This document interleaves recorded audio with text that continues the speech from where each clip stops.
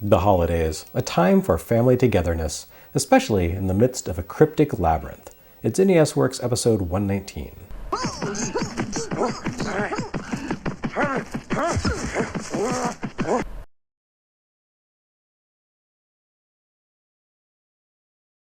Also making an appearance here after its Metroidvania Works cameo, we have another ambitious, forward-thinking, and complex title from Brøderbund. This one comes to us from Nihon Falcom, representing one of the very few instances that venerable Japanese PC gaming development studio made on the American NES. It's also possibly another game that involves developer Compile, just like the Guardian Legend. I say possibly because the internet really seems unable to commit on this one. Many sources suggest that Compile programmed the NES version of Legacy of the Wizard. However, the definitive deep dive Legacy of the Wizard website, LSD4, goes pretty deep into unraveling the pseudonymous talent behind both this conversion and the original MSX release of the game. And everyone accounted for appears to be Nihon Falcom talent, including a programming credit for the mastermind of Dragon Slayer himself, Yoshio Kiya. The game also gives us the one appearance on NES of music composed by Yuzo Koshiro, who was still a teenage prodigy at this point, rather than a venerable master of the form. Koshiro hadn't gone solo yet here, and was still working under the Falcom aegis.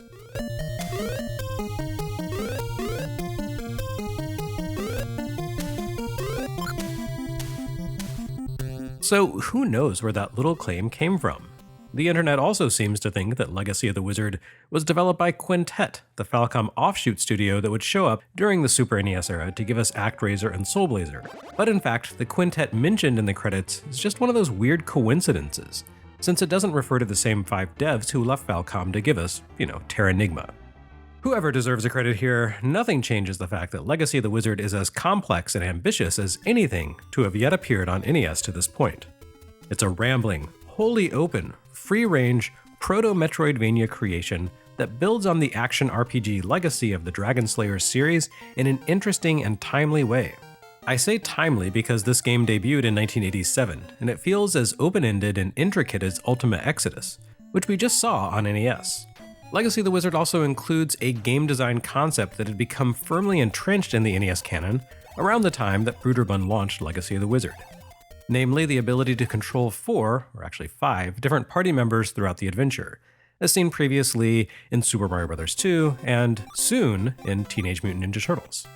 I don't know which was the first video game ever to allow a single player to control multiple characters, but Konami helped break that ground on NES with Nightmare in 1987 and YY World in 1988. And of course, there was Nintendo's Doki Doki Panic. I can certainly make a reasonable guess as to what inspired Kiya to embrace that concept here, in his 4th creation under the Dragon Slayer title. According to notes at the LSD4 site, Kiya originally conceived Legacy of the Wizard as a game in which players would control a party of 4 heroes simultaneously. Giving players a 4-character party in a 1987 Famicom game would have put it right on par with, or rather a step ahead of, Dragon Quest II, which expanded the player's party from 1 to 3 adventurers that same year. Of course, Kiya and Falcom weren't taking their cues from Dragon Quest, having been steeped in, and pioneers of, the personal computer tradition of role-playing games, where multi-character parties appeared as early as Wizardry in the original Ultima at the outset of the 1980s. Which is to say, Legacy of the Wizard was making similar strides to the popular Dragon Quest series, while arriving at that destination from a different origin point. Convergent game design evolution at play. Alas, for some strange reason, Falcom broke from their tradition of publishing games first on the NEC PC-88 and PC-98 platforms, and decided to focus here on the more consumer-oriented MSX and Famicom. And that meant that the tech just couldn't support a hero convoy of 4 characters all at once, especially given the Famicom's innate limitation of displaying 8 sprites on each individual horizontal scan line. Assuming that each hero would have been 2 sprites wide, a 4-character party would have maxed out that display feature right there. Never mind the bad guys sharing space with them, and the projectiles and item drops that would appear constantly. And so, Kiya revamped his plan to incorporate more of a turn-by-turn style, with the player leading a single hero into a dungeon at a time. The Soul Train party approach would have to wait until Dragon Slayer V Sorcerian, And that's okay, because Legacy of the Wizard is certainly ambitious enough to merit praise as it is. The divide and conquer party approach shaped the nature of the game action while still conveying the sense of a team of heroes belonging to different character classes. Although Legacy of the Wizard plays out over an utterly vast dungeon, that dungeon is a single, wholly contiguous space, more or less. The dungeon consists of a grid of rooms, 4 across and 16 down, and each room spans 4 screens in width.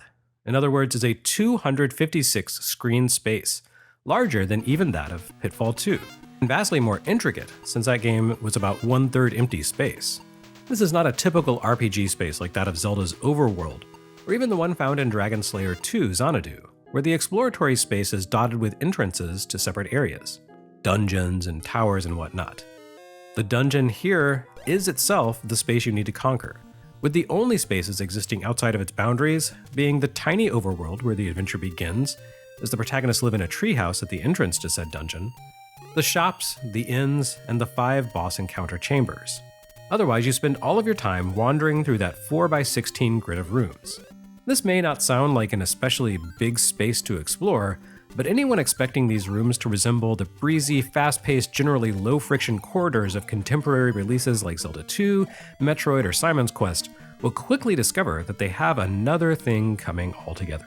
Legacy of the Wizard takes the action RPG concept and combines it with the puzzle platformer. Nearly all of its rooms consist of complex, winding paths, dense with narrow passages that tend to be obstructed with barriers, with enemies, or with secrets. Imagine taking Metroid and getting rid of all the chambers where Samus has a more or less straight shot from left to right, or from bottom to top, and retaining only the rooms that she has to navigate by rolling into a ball and bombing through blocks that appear to be impassable. Now imagine that the entire game consists of 64 of those navigational puzzles. Now imagine that there were 4 different Samuses, each with different abilities. Only one could use the high jump boots, only one could use bombs, only one could fire missiles, and so on. That's effectively what you get in Legacy of the Wizard. The party of heroes each has distinct capabilities, such as breaking blocks, or simple invulnerability, and each one needs to navigate a portion of the labyrinth using those distinct skills in order to defeat 4 bosses, claim the crowns they possess, then find the Dragon Slayer sword, and ultimately defeat a dragon. Denied the option to turn its heroes into a party adventuring together, Legacy of the Wizard turns them into a family of heroes who have been entrusted with the powers necessary to bring peace to the land. I assume this includes a mortgage-free lifestyle at the edge of the dungeon, where they are occasionally bothered by the stray kitty wizards who sneak out of the labyrinth's mouth, but it also means they need to go spelunking into a maze thick with monsters and riddles.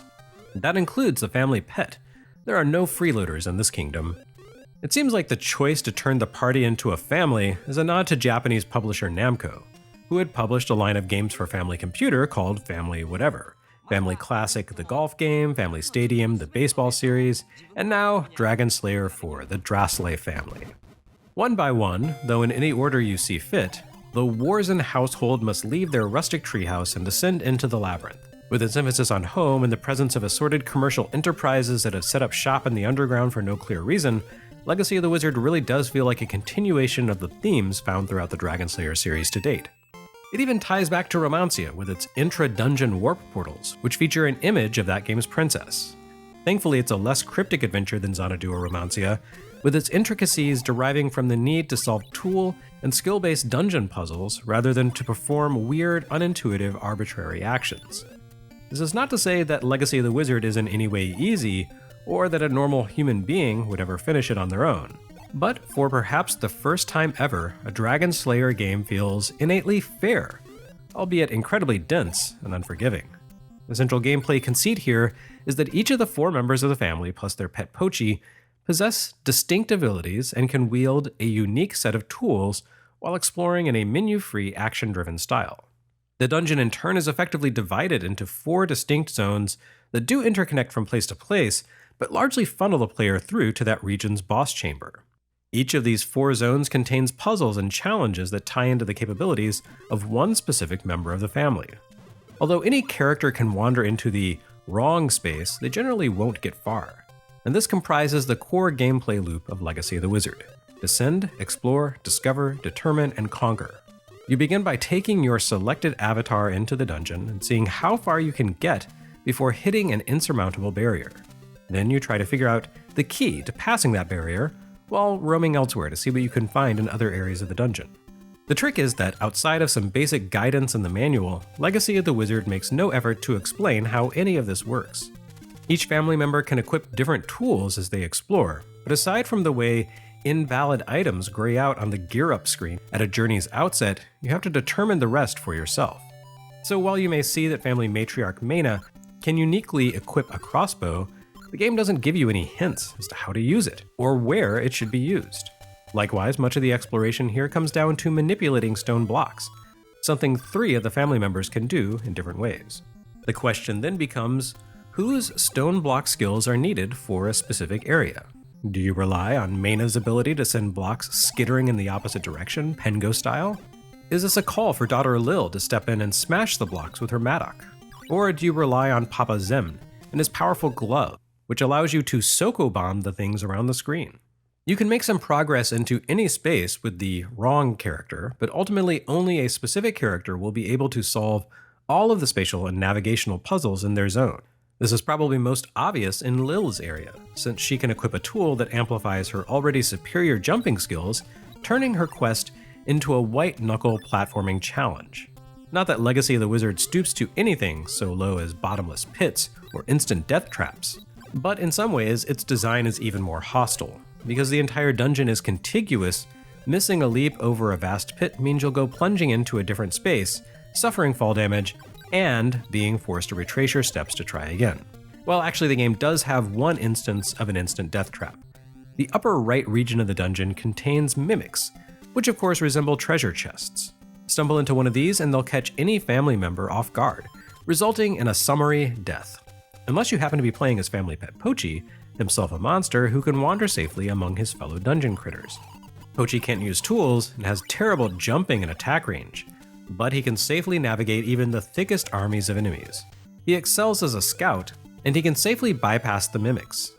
On the other hand, the most useless member of the family is Roas, the son, whose one unique ability is the power to use the Dragon Slayer's sword that Lil will find in her dungeon zone. You need Roas in order to complete the final battle, and literally no other time. What a loser. It's probably worth noting that you don't begin the game with any of the tools the family needs to conquer the dungeon. You need to find each of those powers within the dungeon itself, either acquiring them in shops or rarely finding them as treasures. This means you can't really take a simple character-by-character approach here, as the tools that various family members need in order to succeed will be located in another character's portion of the dungeon, forcing you to crisscross paths and return to the treehouse from time to time. This makes for a game that requires time investment, an eye for detail, and tons of patience and persistence. It's not the most accessible game, and it can often be frustratingly opaque. And yet, given its home computer origins and the preponderance of search and find action games on NES and Famicom, like Milon's Secret Castle, The Tower of Duraga, The Goonies 2, and Mystery Quest, I feel like Legacy of the Wizard is the most internally consistent and fair of these works. Even compared to Zelda 2 and Simon's Quest, which lock away secrets behind some fairly arbitrary dialogue riddles, Legacy of the Wizard puts it all out there. You can complete this game by simple application of logic and a bit of trial and error. It's not easy, and it won't happen quickly, but then it's meant to be the kind of game you live with for a few weeks or even months. The PC RPG mindset succinctly and effectively translated into a console action game with a heavy emphasis on puzzle solving. You don't even need to grind for levels here, since your characters can't improve their innate skills. Although a few tools can somewhat enhance your power and durability in the dungeon, you can only equip a handful of equipment for each outing, which forces you to make hard choices between essential tools and helpful supplementary items. Again, that's not to say that Legacy of the Wizard entirely lacks grinding altogether. In place of experience, your characters have a handful of meters to manage. The obvious health and mana, of course, but also keys and gold. Each of these stats maxes out at 100. The frustration kicks in with the fact that life and magic start at 100, while key and gold start at 0. You need keys to open doors and treasure chests, unless you travel with Mena and equip her magical skeleton key stick, and you need gold to buy stuff. Enemies drop refills for all of these things, along with random items like poison, temporary invisibility, and screen-clearing smart bomb scrolls. But the game logic causes the items you most need to spawn at any given time.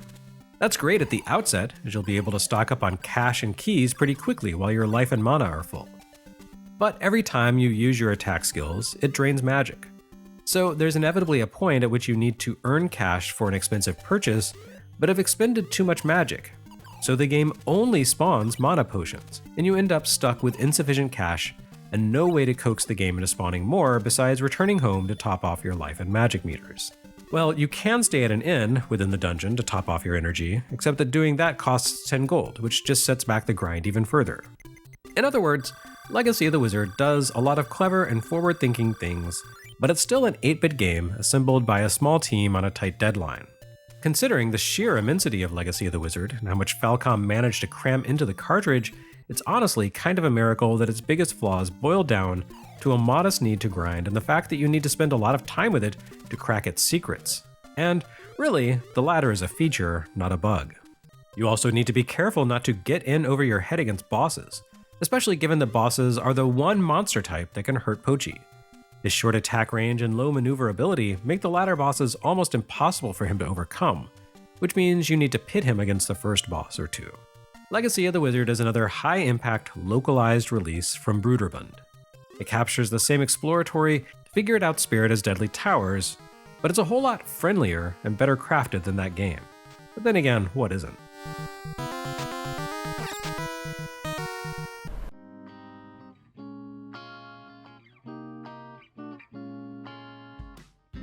Legacy of the Wizard no doubt had its fortunes in America buoyed somewhat by Nintendo Power, which featured the game alongside Ultima Exodus in its What is an RPG explainer feature.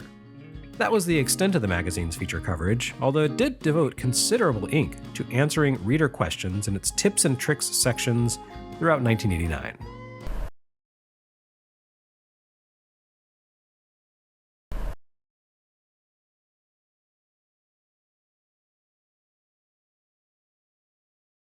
Next time on NES Works, we continue soaking in the Soukoban.